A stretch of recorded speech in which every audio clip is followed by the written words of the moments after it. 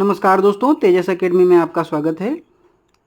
Dictation Ramdhari Gupta खंड 2 से अभ्यास 23 होगा।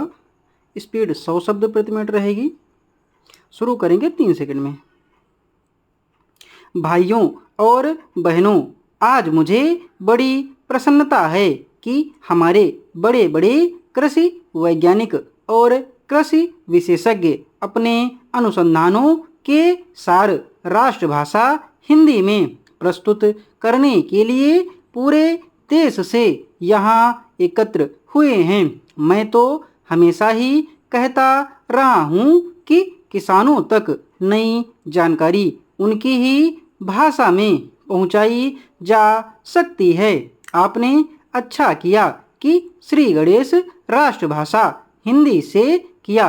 मैं तो चाहूँगा कि सभी भारतीय भाषाओं में राष्ट्रीय कृषि सम्मेलन आयोजित किए जाएं, ताकि सभी क्षेत्रों के किसानों को पता चले कि उनके लिए इस देश के कृषि वैज्ञानिक कितनी मेहनत से नई नई किस्में और तकनीकें निकाल रहे हैं। अब से 3 दिन बाद हम नए वर्ष में प्रवेश करेंगे।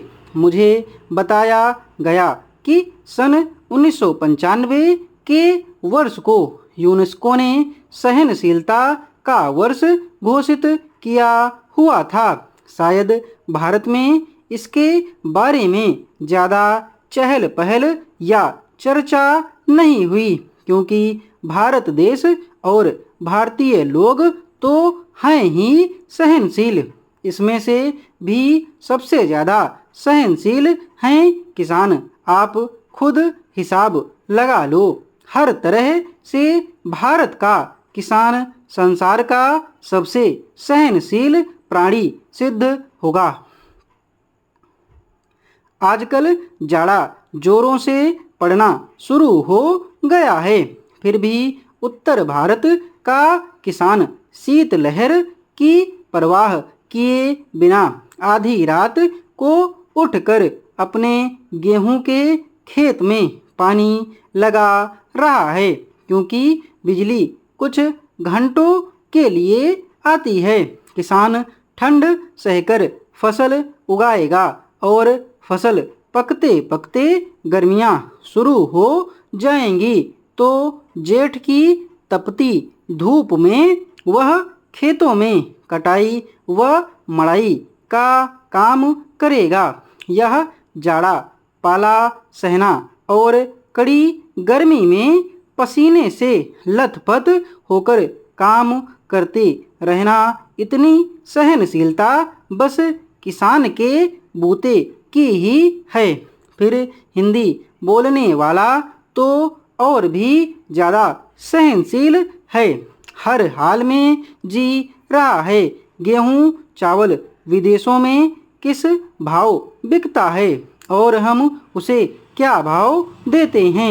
हर चीज़ के दाम आसमान पर पहुंच गए हैं। महंगाई इतनी बढ़ गई है, मगर किसानों की मेहनत का पूरा मुआवजा देने में हम 10 बहाने बनाते हैं, और किसान है कि बर्दाश्त कर रहा है।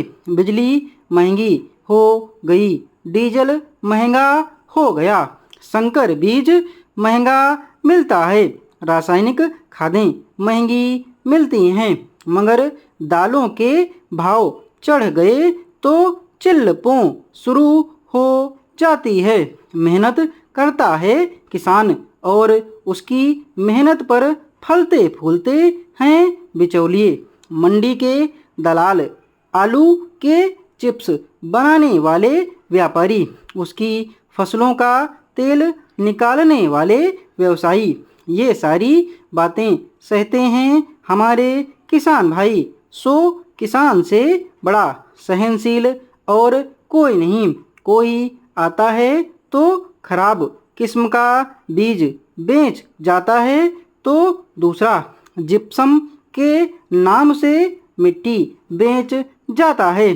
कई एक नकली कीटनाशक दवाएं बिक रही हैं, छिड़को तो कोई असर ही नहीं होता।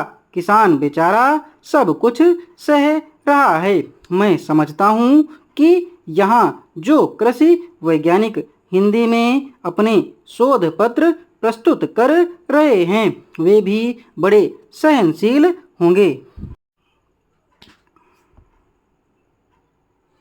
इस डिक्टेशन की आउटलाइन आपको हमारे टेलीग्राम चैनल पर मिल जाएगी। टेलीग्राम चैनल का लिंक नीचे डिस्क्रिप्शन बॉक्स में दिया हुआ है। धन्यवाद।